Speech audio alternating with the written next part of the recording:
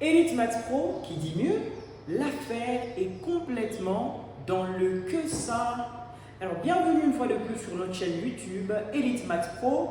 Nous vous proposons une nouvelle vidéo sur le domaine de définition, partie 2.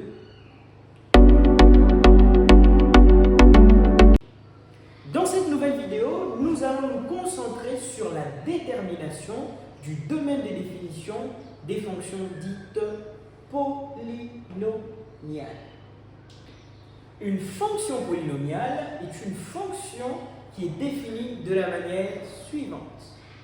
f de x égale ANX exposant n plus AN-1 x exposant n-1 plus AN-2 x exposant n-2 plus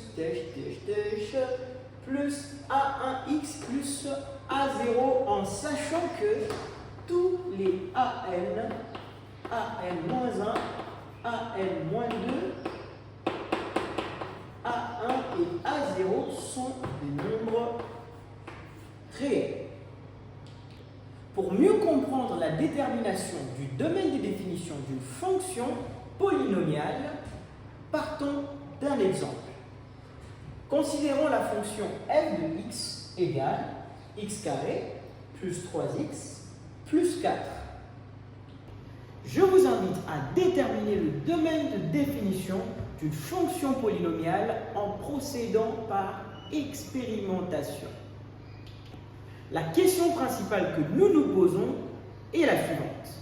Est-il possible de trouver un nombre réel pris comme valeur de x, qui est la variable de la fonction, pour lesquels la fonction ne nous donnera pas de nombre réel? Alors je vous demande de travailler pendant quelques petites secondes parce que nous allons le trouver ensemble. Si vous trouvez la réponse, on avance. Avez-vous trouvé? Bien sûr que moi j'ai trouvé. Vous avez trouvé la même chose que moi? Vous êtes sûr? Bien sûr que moi j'ai trouvé. Nous nous sommes rendus compte ensemble, vous et moi, qu'il n'existe pas de nombre réel tel que pris comme valeur de la variable x dans cette fonction qui puisse nous donner autre chose qu'un nombre réel. Cependant, nous constatons que peu importe le nombre réel que vous allez prendre comme valeur de x, cette fonction, en termes de résultats ou en termes d'image, vous donnera toujours un nombre réel. Testez tous les nombres réels que vous voulez, vous allez toujours retomber sur un nombre réel.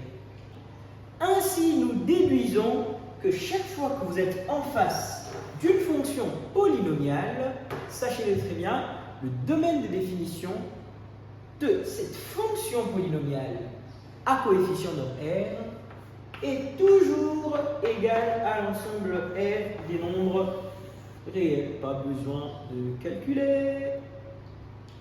Alors, à partir d'ici, l'affaire est complètement dans le que ça. Nous vous remercions pour votre attention et nous insistons, si vous n'êtes pas encore abonné, que vous avez aimé la vidéo, sachez très bien qu'il y a encore mieux pour vous.